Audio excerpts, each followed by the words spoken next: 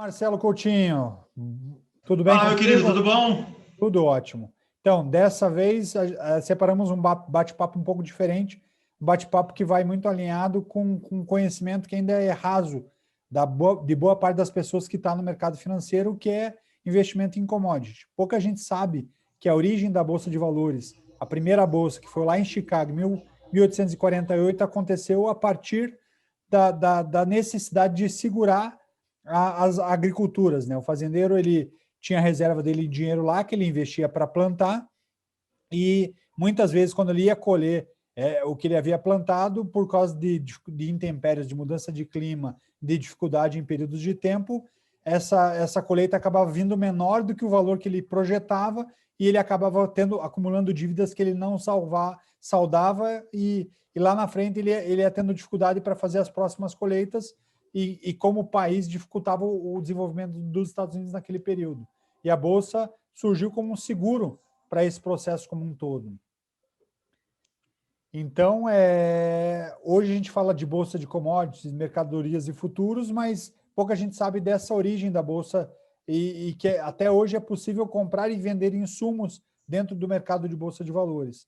E como você é alguém que conhece muito desse universo, tem um know-how muito forte nisso, queria que você comentasse um pouquinho para o Tramujas aqui, para quem está nos ouvindo, poxa, como que eu transformo essa teoria em prática no mercado financeiro? Como eu, como pessoa física, investidor, pessoa física, posso comprar uma commodity no mercado financeiro e vender isso? De que forma? É possível ganhar dinheiro com isso? Como que eu faço para investir dessa forma? Bora lá. Olha só, voltando um pouquinho para trás, você tinha Bovespa, né? Hoje é tudo B3, mas vamos voltar só para a gente fazer um fallback e criar uma linha do tempo. Você tinha Bovespa, né? Que a gente fala até hoje, né? Apesar de ser B3, a gente fala, né? Você comprou Bovespa, você comprou BMF, mas você tinha Bovespa, que é, né, mercado à vista, então tua Petrobras, tua Vale, tua Gerdau, tá tudo na Bovespa. Aí você tem a BMF, Bolsa de Mercadoria e Futuros, né? E você negociava os futuros e lá estão as commodities. Em termos de commodities no Brasil, tem várias. Eu vou falar 4 que são as 4 que eu mais uso, e que são as 4, vamos falar, mais comuns, tá? Você tem café, soja, milho, boi. Então, fazendo um paralelo não é a mesma coisa, mas é que nem uma opção. Você tem um contrato, esse contrato ele vence, tá? Então não é, por exemplo, uma série perpétua que nem uma Petrobras, que você tem ela perpetuamente, ou seja, os contratos eles vão se renovando. Cada commodity tem uma especificação distinta. Então, por exemplo, você tem os vencimentos de café são diferentes dos vencimentos de soja, que são diferentes dos vencimentos de milho, que são diferentes dos vencimentos de boi, seja a liquidez do contrato, seja a data do contrato. Em termos de investimento, é a mesma coisa que você pegar e fazer uma boleta de mercado à vista. Então, você abre lá a tua boleta de Petrobras, você vai lá e abre a tua boleta de café. Então, você digita lá o código do café, ICF, sei lá, qualquer contrato, Zulu 21, por exemplo. E aí você pode comprar ou vender normalmente, né? São ativos que têm menos liquidez, né? Então, assim, vou fazer day trade em commodity. Só se o mercado estiver muito alavancado e muito alegre. Caso contrário, ele não dá, tá? Ele não tem tanta elasticidade assim para você fazer day trade, a não ser em dias excepcionais. Então, você abre uma boleta de café, compra lá um contrato, vende lá um contrato. Mesma coisa para soja, milho, boi.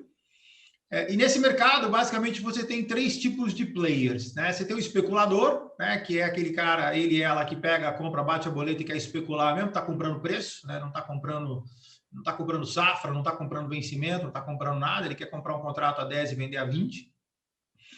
Você tem o hedger, que está muito mais na linha do que você falou, né? Então, assim, eu sou produtor, eu tenho uma produção de soja, eu quero travar preço. Então, você vai lá e compra ou vende, dependendo do que você está fazendo. A tua produção em número de contratos e você assegura preço, né? Até porque, por exemplo, você tem a variação do dólar, então você quer se proteger da variação cambial. E você tem um terceiro player, que é o arbitrador, né? Que é, por exemplo, eu tenho a soja com uma discrepância de preço soja Estados Unidos com soja Brasil, café Estados Unidos com café Brasil. E aí você pega e faz uma arbitragem entre dois contratos, ou seja, você pode, exemplo, compra lá, vende aqui, ou compra aqui, vende lá, e aí você vai fazendo uma arbitragem com contratos de café. Esse é um exemplo. Então, você tem esses 3 caras. Você tem o hedger, o arbitrador e o especulador. Operacional, Tramujas, operacional normal, cara. Abre a boleta lá, bate a boleta para dentro e vida segue. Nesse movimento, quando você fala dessas 3 personas dentro da bolsa, cada um com uma expectativa diferente, quando você fala do hedger, as grandes empresas da agricultura, quando a gente fala de BMF, quando a gente fala de Minerva, Marfrig, JBS, todas elas estão nesse balcão porque ela precisa também comprar um insumo, ou garantir preço de insumo. Então, tem ciclos também de compra desse papel. Para quem acompanha esse mercado, também é importante buscar exatamente esse ciclo de consumo desses grandes compradores, né? Quando você fala do especulador que usa análise técnica, esse aí está pouco se lixando, esse daí que está comprando verdadeiramente preço.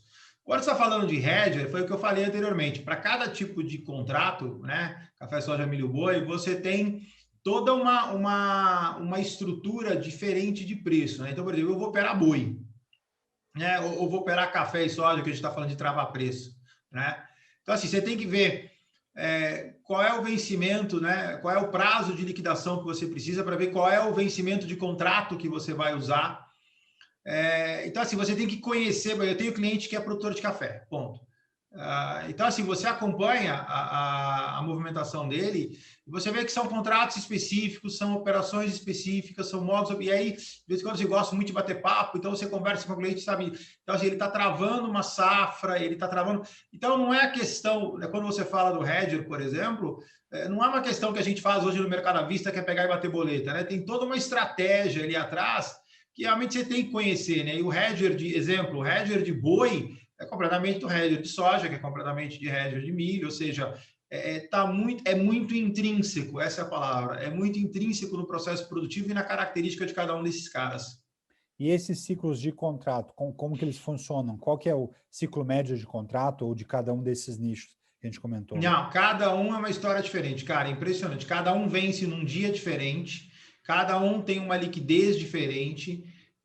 Você tem, por exemplo, café negociado em dólar, soja negociado em dólar, milho negociado em... Não, tem um que eu falei errado. Café dólar, soja dólar, milho boi reais. Acho que é isso. Então, assim, de novo, é muito intrínseco no tipo de produto, entendeu? Agora, cada contrato vence num dia diferente. Você tem uma característica extremamente interessante, né? Porque, por exemplo, quando você fala de day trade, na cabeça da pessoa, né, regular, normal, de bolsa, fala assim, bom, abriu às 9 da manhã, fechou às 17, fechou às 18, pouco importa, isso é day trade, né? Você tem, por exemplo, contratos que ele fecha no meio do dia. Então, você comprou às 9, vendeu às 17, exemplo, você fez posição, você não fez day trade. Por quê? Porque o dia fecha no meio do dia. Então, assim, você verdadeiramente tem que conhecer a característica de cada instrumento, porque numa dessa daí você acha que você está fazendo day trade e você está carregando posição para o dia seguinte. Aí vai tomar ajuste, vai fazer aquele monte de coisa, entendeu? Entendi. E quando a gente fala de alguém que perde dinheiro nesse tipo de operação, onde é mais comum a perda de dinheiro nesse tipo de movimento? Também depende, né? Quando você fala de especulador, aí é fácil, né? Ou seja, vendeu mais barato do que comprou, perdeu dinheiro, tomou prejuízo. No caso dos outros dois, quando você fala do hedger e quando você fala do arbitrador, são características diferentes, porque, na verdade, a preocupação, vamos falar primeiro do hedger, a preocupação dele não é essencialmente ganhar ou perder dinheiro, né? Essencialmente ele quer travar preço, né?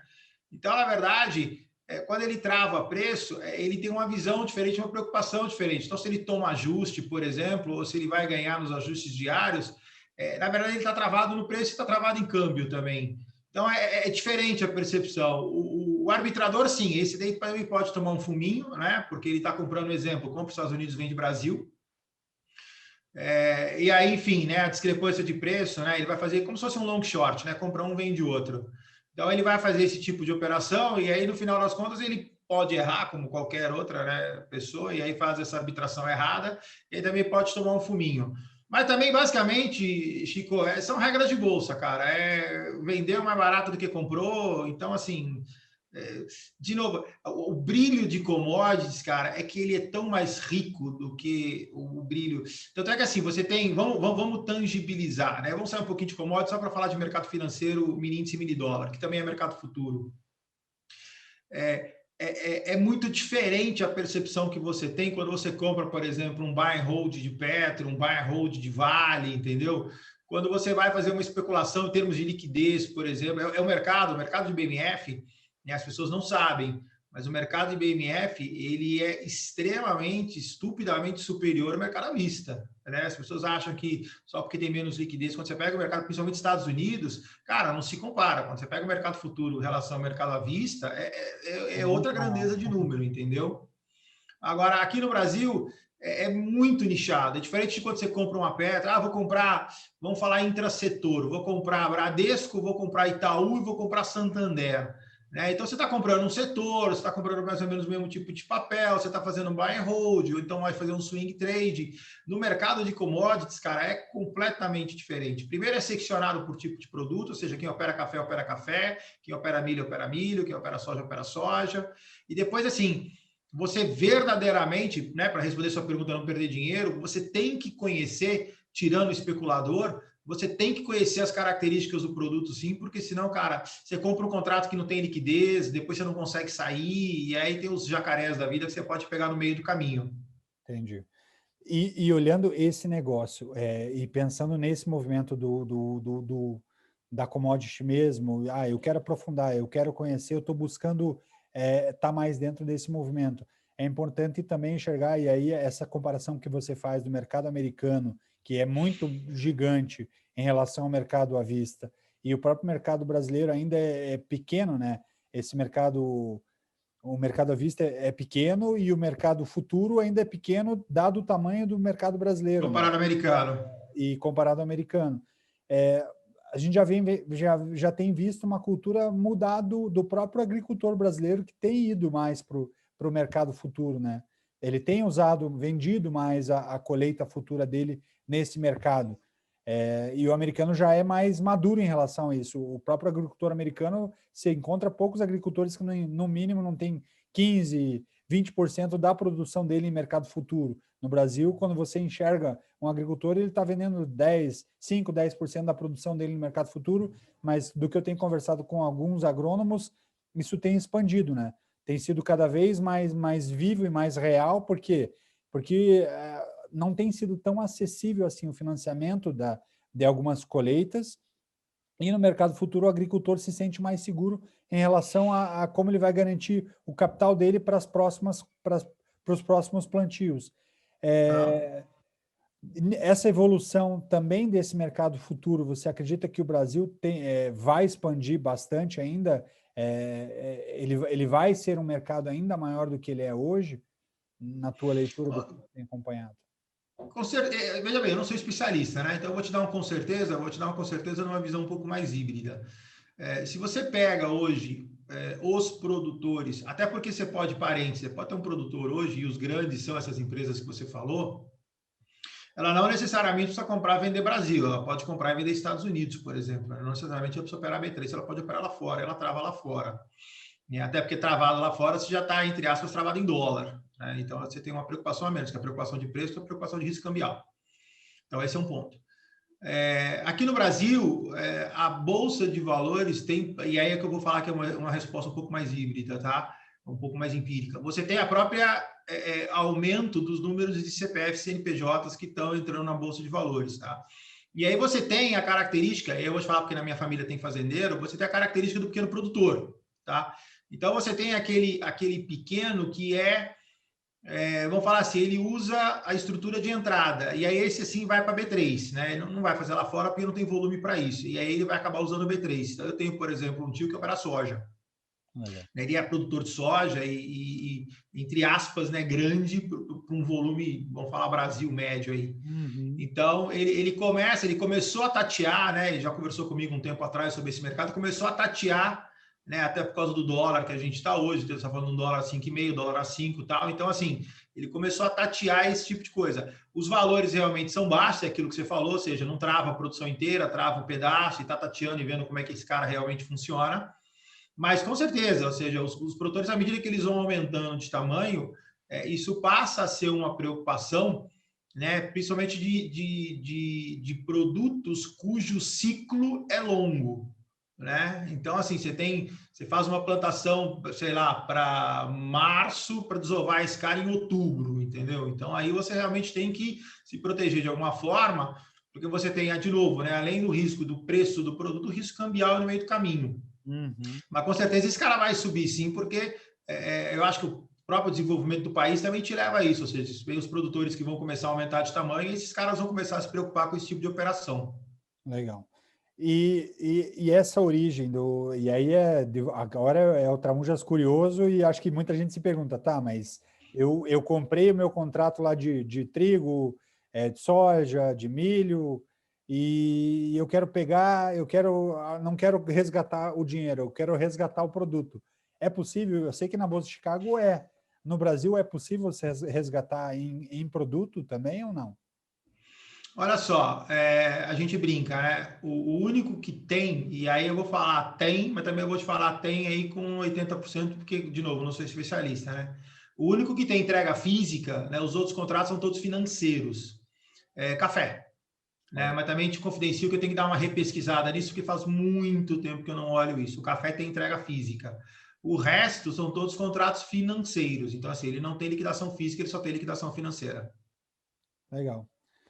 Obrigado, Marcelo. Acho que aqui deu para a gente dar uma visão bem geral assim da questão do commodity, que eu estava muito curioso para entender um pouquinho alguns detalhes. Acho que você esclareceu de maneira muito direta e muito objetiva.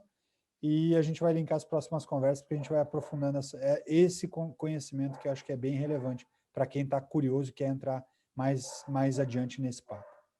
Estou à disposição, irmão. Precisar de alguma coisa, grita. Valeu. Um abraço. Um abraço. Tchau, tchau. Até.